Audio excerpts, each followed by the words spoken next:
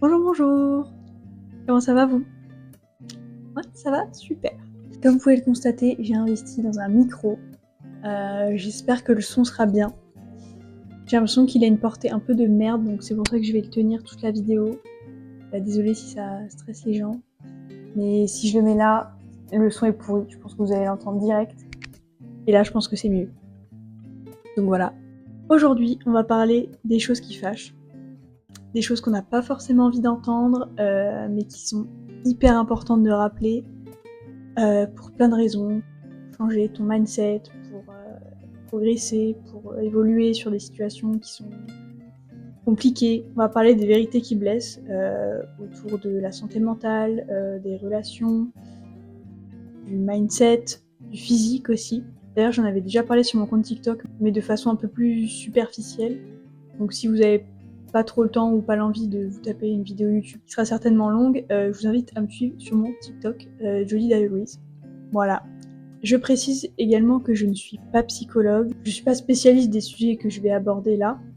Je prétends pas non plus tout savoir, on n'est pas la science infuse, mais je m'intéresse beaucoup à la psychologie, santé mentale, au développement personnel aussi. Et je vais m'inspirer aussi de mes expériences personnelles, des discussions que j'ai eues avec d'autres personnes, de ce que je lis, de ce que j'entends. Je le dis, faites ce que vous voulez après. Bref, assez parlé. On va parler de toutes ces choses que tu dois entendre, qui vont peut-être te faire mal, mais promis c'est pour ton bien. La première des vérités est la suivante. Si tu n'as pas ce que tu veux, c'est simplement parce que tu n'agis pas de la bonne façon. Déjà, je vais dire un truc tout bête, mais l'action, c'est le facteur numéro 1 de tout changement que tu vas faire dans ta vie. C'est logique. Il y a beaucoup de gens qui rêvent d'avoir des choses, qui veulent être riches, qui veulent du succès, qui veulent cette carrière, qui veulent une maison, qui veulent peu importe, mais qui ne se donnent pas forcément les moyens d'y arriver et qui n'agissent pas en fait. Si tu regardes autour de toi, tu vas forcément trouver une personne qui va se plaindre tout le temps de sa situation, qui n'est pas satisfait, qui aurait envie de plus, mais qui n'agit pas forcément pour changer sa situation. Il y aura forcément quelqu'un qui va devenir en tête, sûr. Et finalement, ils investissent aucune énergie en fait dans le changement. Et tu vas me dire, mais pourquoi il y a des personnes comme ça? Il y a des personnes comme ça parce que rêver, c'est facile, tout le monde peut le faire rêver. C'est super con, mais imaginez que tout va bien se passer, que dans 2 ans j'aurai ci, dans 5 ans j'aurai ça, dans 10 ans j'aurai ça, demain j'aurai ça. C'est hyper facile et hyper confortable, genre. Finalement, tu vis que dans tes rêves et pas dans la réalité. Au bout d'un moment, il faut y aller, il faut se lancer, il faut du courage. Chose que il y a des personnes qui n'ont pas, il y a des personnes qui n'osent pas, il y a des personnes qui n'ont pas le courage de se lancer. Et c'est tout à fait ok. Parce que se lancer, c'est sortir de sa zone de confort, c'est peut-être se heurter à des obstacles que t'as pas forcément envie d'avoir. C'est totalement normal, ça fait peur, c'est logique. Après, ce qu'il faut comprendre, c'est que agir pour agir, ça sert à rien. On va prendre un exemple tout con, tu t'es lancé, t'as envie d'aller à la salle, t'as envie de travailler ton corps, ton état d'esprit et tout. Tu t'es lancé à la salle, mais tu vas prendre la première séance que tu trouves sur internet. Qui sont pas du tout en accord avec tes objectifs, qui ne travaillent pas les bons muscles, enfin bref, je m'y connais pas forcément en sport, mais t'as capté. Donc c'est agir pour agir, donc au final, tu vas pas du tout avoir les résultats que tu souhaites. Je te le dis tout de suite, c'est inutile, n'importe qui peut te le dire, spécialiste de sport ou pas. Ce qui compte, c'est d'agir de la bonne manière. Le problème, c'est qu'il y a pas beaucoup de gens qui le comprennent, mais c'est pas une question de quantité d'efforts, genre aller se tuer à la salle tous les jours, faire tous les jours le même exercice. C'est pas ça en fait, c'est surtout une question de qualité de l'exercice que tu vas faire. Est-ce que tu vas le faire bien? Est-ce que tu vas faire le bon exercice? Est-ce que tu vas manger sainement à côté? Est-ce que tu vas avoir une bonne hygiène de vie? Enfin, c'est plein de choses qui vont rentrer en compte, et donc, comme dit, agir pour agir, aller à la salle juste pour aller à la salle, ça n'a aucun sens. Il faut que tu aies une stratégie derrière qui est que tu mettes des choses en place autour de ça et que tu réfléchisses aussi à comment tu vas agir. C'est ça qui va être important. Ça marche pour tous les domaines de la vie, hein, que ce soit le sport, que ce soit monter un business, que ce soit rénover une maison, peu importe, il faut juste réfléchir un minimum aux actions que tu vas mettre en place et les faire correctement. Ça demande parfois du temps, et c'est normal. Ça demande peut-être parfois de se casser la gueule et d'apprendre. Ça, c'est ok aussi.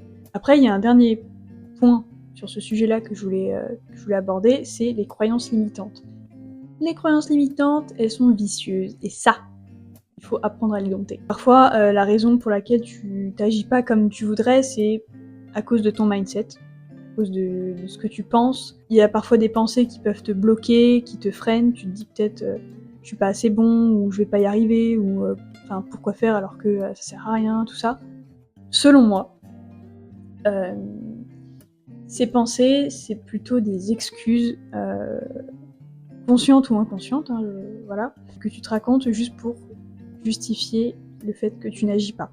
Pour moi, encore une fois, si tu veux vraiment quelque chose, tu t'en donnes les moyens. C'est sûr et certain. Si tu trouves des excuses, c'est que finalement tu voulais pas tant que ça dans ta vie. Ou alors t'es pas prête à t'investir. Pour le moment. On va passer à la deuxième vérité. Personne ne viendra te sauver. Ça peut paraître dur, mais personne ne viendra te sauver. Et personne n'est là pour te sauver. C'est pas le rôle des autres de te sauver. Ce que tu dois comprendre, c'est que t'es la seule personne qui peut te sortir de cette situation inconfortable dans laquelle tu es. C'est toi qui as le contrôle sur la situation. Ne rien faire et penser que c'est d'autres personnes ou d'autres choses qui pourront te sauver, pour moi, c'est de l'auto-sabotage. Tu t'empêches toi-même, toute seule, de t'en sortir. C'est un truc qu'on remarque énormément dans les couples, où en fait on a toujours tendance à chercher chez un partenaire quelque chose qu'on n'a pas, quelque chose qui nous manque. Nous-mêmes, on va créer ce besoin d'avoir cette personne à nos côtés, parce qu'on pense qu'elle va nous aider, qu'on va s'en sortir. Du coup, on va s'accrocher à elle en pensant que c'est la bonne solution, alors que, au contraire, ça peut être très malsain et toxique sur le long terme.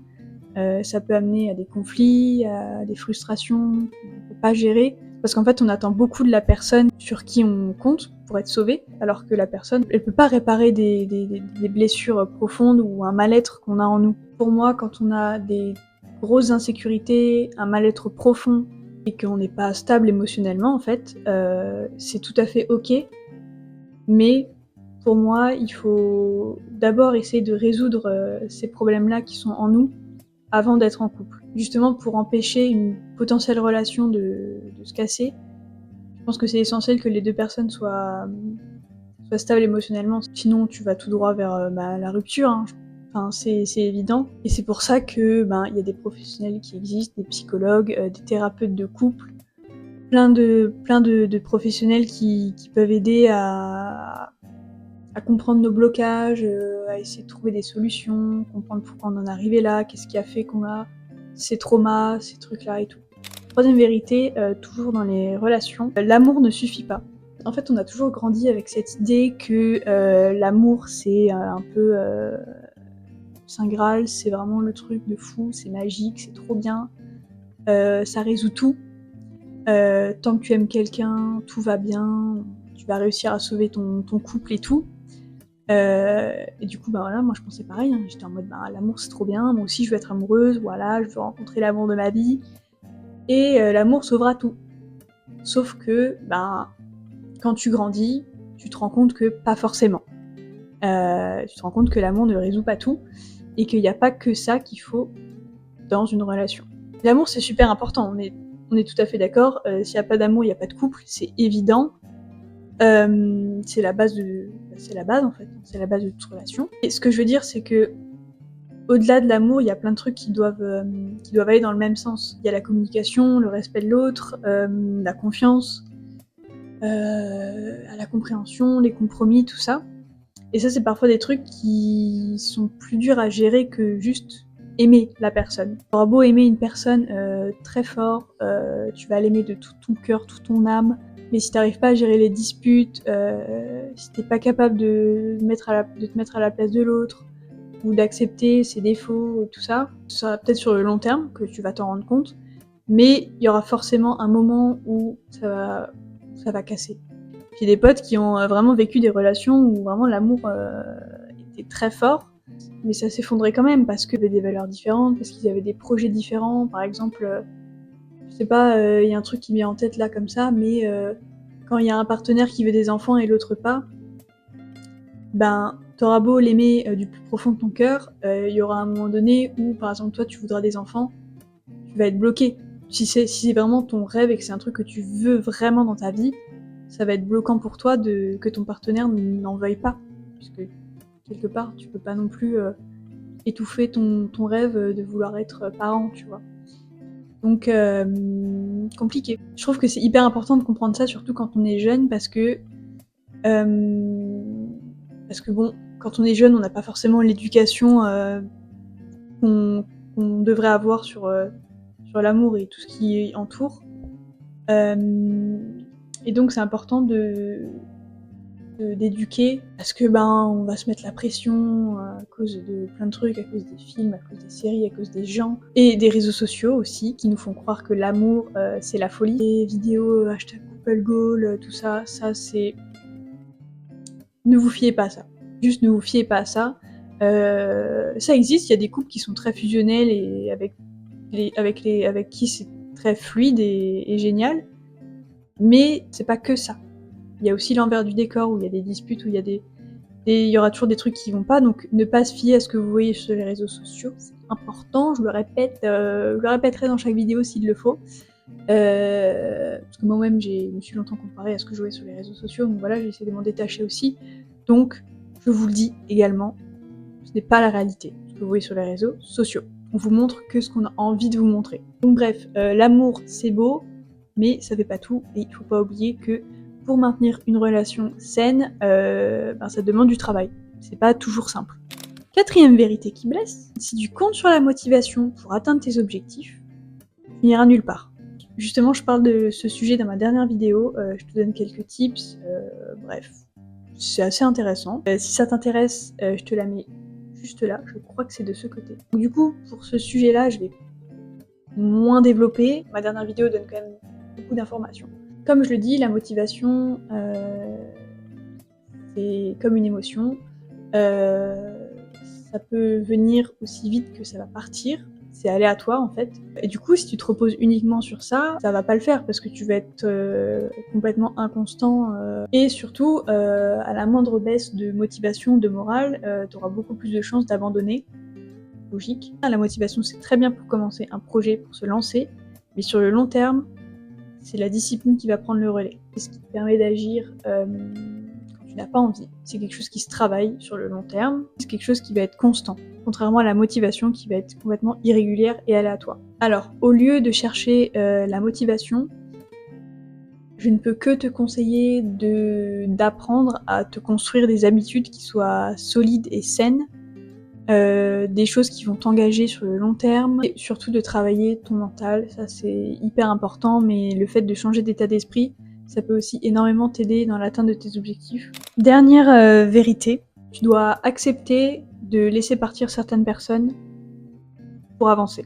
Je pense que n'importe qui dans sa vie a eu affaire à des relations toxiques, à des relations qui te freinent, qui te dévalorisent, qu'elles soient amicales, sentimentales, familiales, peu importe. Mais il faut apprendre à s'en détacher pour aller mieux et pour avancer, tout simplement. Je vais te donner un exemple. Imagine tu es dans une relation et tu sens que petit à petit ça t'apporte plus de négatif que de positif. Genre t'es tout le temps fatigué après avoir vu la personne, tu te sens un peu vidé de ton énergie ou stressé. C'est à ce moment-là que tu dois te poser la question de laisser partir cette personne parce que ça commence à te bouffer, tu vois, de l'intérieur. Et là, ça commence à être toxique et malsain. Je te dis pas que c'est facile de dire stop. C'est clairement pas facile, c'est hyper compliqué. Mais dis-toi que laisser partir ces personnes, c'est aussi faire de la place pour toi, pour ton bonheur, et aussi faire de la place à des relations qui sont plus saines et qui peuvent t'apporter beaucoup plus. Et c'est pas forcément un acte égoïste, c'est juste se dire, ok, cette personne m'a peut-être apporté quelque chose à un moment de ma vie, mais là c'est plus le cas. Cette personne est plus un poids pour moi, il faut dire ce qu'il est des fois. Et c'est totalement normal. les choses changent, nos envies à chacun évoluent, nos projets évoluent, nos chemins de vie changent et se séparent peut-être forcément au bout d'un moment. Et il faut juste l'accepter pour mieux avancer. Et t'as pas du tout à te sentir coupable de ça. Laisser partir quelqu'un, c'est pas du tout renier tout ce que cette personne a fait pour toi, tout ce qu'elle a pu t'apporter, c'est pas du tout ça. C'est juste reconnaître qu'il y a certaines relations qui sont plus en phase, enfin qui sont plus alignées avec la personne que t'es devenue. Et c'est super important pour ton bien-être et pour ton bonheur de dire au revoir des fois à des personnes que tu as longtemps, qui ont longtemps été dans ta vie. Ce qui revient à dire que aimer quelqu'un, voilà, ça ne suffit pas. Si tu n'es plus en phase avec cette personne, voilà, il faut savoir laisser partir les gens. Je vais un peu me livrer à vous, vous raconter une expérience personnelle pour appuyer mes propos. Si elle ne vous intéresse pas et que ma vie ne vous intéresse pas, je vous invite à skipper à ce moment de la vidéo, pour la conclusion de la vidéo, parce que j'ai plus rien à dire après ça. C'était il y a longtemps. Toute la primaire et toute la période du collège, j'ai eu une meilleure amie. Enfin, je croyais que c'était ma meilleure amie. Une personne très imbue d'elle-même, un peu égoïste, qui dévalorisait beaucoup les personnes qui l'entouraient. Moi, ça me faisait du mal parce qu'il y avait des moments où on prenait plein la tronche parce que je sais pas, j'étais pas assez belle qu'elle, ou il y avait plein de trucs comme ça où en fait je me prenais des pics tous les jours, tout le temps. Mais le problème c'est que en fait c'était ma meilleure amie. Dans ma tête c'était ma meilleure amie. Donc en fait j'avais juste à l'accepter et je me posais pas de questions. Parce que sinon j'avais plus personne en fait. C'était aussi ça qui était peut-être compliqué je pense, c'est qu'en fait j'avais pas d'autres personnes et j'avais pas envie de me retrouver seule. Donc en fait je voulais pas me poser ces questions. Et il y a eu un moment en peut-être quatrième, troisième, où vraiment j'étais à bout. Et j'avais la boule au ventre rien que d'aller au collège parce que je savais que j'allais me prendre une rafale de remarques et de pics hyper dégradants et en plus devant tout le monde, quoi. Enfin, c'était vraiment... genre elle s'en cachait pas, tu vois. Elle était vraiment purement méchante. C'était vraiment de la méchanceté gratuite. À l'époque, j'étais encore plus timide, j'osais pas dire, j'osais pas ouvrir ma bouche, j'osais pas remettre les gens à leur place et tout, expliquer. Donc c'était aussi ça qui a fait que c'était compliqué. Mais vraiment, il y avait un moment où je pouvais plus aller en cours, où j'avais absence sur absence, j'avais trop peur d'y aller, quoi. Et après, arrivé au lycée, genre je me souviens, et je pense que ma meilleure amie actuelle, qui est une très très bonne personne, qui est incroyable, elle pourra témoigner. Je pense qu'elle s'en rappelle également. Où en fait, quand je suis arrivée au lycée, je suis arrivée en seconde. J'ai commencé petit à petit à pu prendre le bus avec elle, à pu m'asseoir à côté d'elle dans le bus, à pu traîner avec elle et tout. Et du coup, j'ai vite rencontré ma meilleure amie d'aujourd'hui. Donc en fait, je l'ai zappée hyper vite. J'ai zappé cette personne giga vite et pour mon plus grand bonheur. Et il y avait un moment où elle est revenue vers moi, genre bêtement et tout, et j'ai osé ne plus la calculer.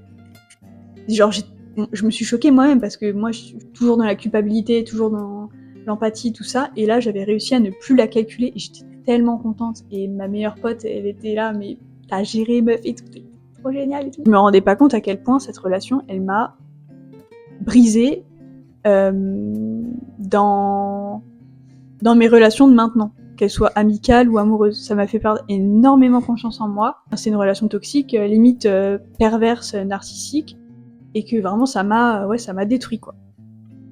À ce moment-là, en tout cas, à cette période-là. Maintenant, rassurez-vous, tout va bien. Je vis ma petite vie trop sympa et tout, je suis trop contente. J'ai des personnes qui m'entourent qui sont juste géniales, qui sont incroyables. On arrive à la fin de cette vidéo, j'ai beaucoup trop parlé, je pense. J'essaie de me livrer à vous, j'espère que ça vous plaît. J'ai envie qu'on soit là les plus proches possibles, j'ai envie que vraiment qu'on soit des potes, tu vois. Le but de cette vidéo, c'était pas du tout de te faire culpabiliser, te faire sentir nul, pas du tout. C'est surtout de t'ouvrir les yeux et de te faire réfléchir sur des choses auxquelles tu crois et des choses que tu fais qui sont peut-être pas les bonnes. Et aussi, je trouvais ça important de rappeler qu'on passe tous par des phases